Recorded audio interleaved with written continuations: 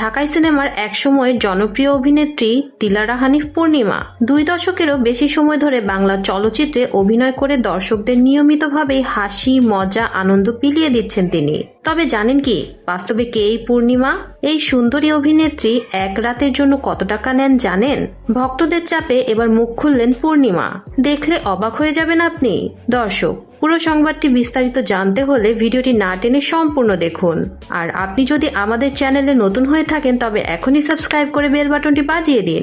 ঢাকাই সিনেমার একসময় জনপ্রিয় নায়িকা দিলারা হানিফ পূর্ণিমা অভিনয়ের পাশাপাশি তার রূপ সৌন্দর্য বরাবরই দর্শকদের আলোচনার কেন্দ্রে থাকে।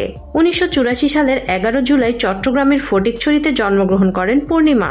মাত্র 15 বছর বয়সে নাম লেখান বাংলা চলচ্চিত্রে। 1998 সালের 15 মে জাকির হোসেন রাজু পরিচালিত এ জীবন তোমার আমার সিনেমার মাধ্যমে নায়ক রিয়াজের বিপরীতে তার বড় পর্দায় অভিষেক ঘটে। পূর্ণিমার প্রথম ব্যবসা সফল সিনেমা ছিল যোদ্ধা। এরপর তিনি সন্তান যখন শত্রু, সুলতান, পিতামাতার আমানত, হৃদয়ের কথা, লোভে পাপ, পাপে মৃত্যু এবং মনের মাঝে তুমি সহ অসংখ্য জনপ্রিয় সিনেমায় অভিনয় করেছেন। কাজী হায়াত পরিচালিত ওরা আমাকে ভালো হতে দিল না চলচ্চিত্রে অভিনয় করে জাতীয় চলচ্চিত্র পুরস্কার অর্জন করেন পূর্ণিমা। ক্যারিয়ারের দীর্ঘ পথ চলায় রিয়াজ, মান্না, রুবেল, ফেরদৌস, শাকিব খান, আমিন খান, অমিত হাসান সহ প্রায় সব জনপ্রিয় নায়কের বিপরীতে অভিনয় করে দর্শকদের হৃদয়ে স্থায়ী জায়গা করে নিয়েছেন তিনি। কিন্তু বর্তমানে অভিনয় থেকে অনেকটাই দূরে রয়েছেন পূর্ণিমা। তবে জানেন কি, পূর্ণিমা ছোটবেলা থেকেই সাহসী এবং ঠোঁটকাটা স্বভাবের মানুষ। কেউ অপমান করলে তাকে ছেড়ে দেওয়া নয়, উল্টো দু কথা শুনিয়ে দিতে দ্বিধা করেন না তিনি। সোশ্যাল মিডিয়ার সুবাদে ঢাকাই সিনেমার অভিনেত্রীদের খুব সহজেই টার্গেট করেন কিছু দুষ্টু মানুষ। তবে তাদের জন্য পূর্ণিমা একাই 100। মাঝে মধ্যেই সোশ্যাল মিডিয়াতে নানা কটাক্ষের সম্মুখীন হতে হয় এই অভিনেত্রীকে। ডিভোর্সি সিঙ্গল মাদার পূর্ণিমাকে নিয়ে চর্চার অন্ত নেই সোশ্যাল মিডিয়ায়।